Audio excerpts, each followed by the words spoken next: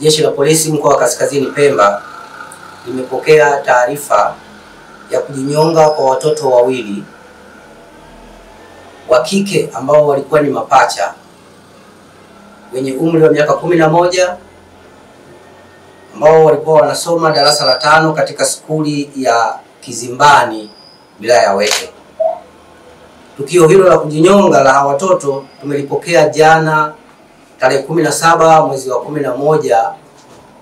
mwaka 2025 saa 4:30 asubuhi, ambalo lilitokea huko katika kijiji cha Kwale Mpona katika shehia ya Finya, wilaya ya Wete, mkoa wa Kaskazini Pemba. Tukio hilo liligundulika na mama yao ambaye anafahamika kwa jina la Saada Mohamed Omari, ambaye baada ya kuwakosa kwa muda mrefu akaanza kuwatafuta na hatimaye kukuta miili yao inaning'inia kwenye mti, juu ya mti umbali kama mita 100 kutoka katika eneo la nyumba yao.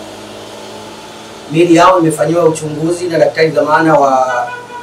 hospitali ya wilaya ya Wete iliyoko Kinyasini, na wamekabidhiwa ndugu wa marehemu kwa ajili ya taratibu zingine za maziko. Taarifa za awali zinaonyesha kwamba watoto hao walipofishana na mamao baada ya kukataa kufanya kazi za nyumbani, ndipo wakawa wanalazimishwa na mama yao, na ndipo wakaondoka kabisa katika eneo lile la mama yao, na huko ndipo walipokwenda kujinyonga hadi kufa.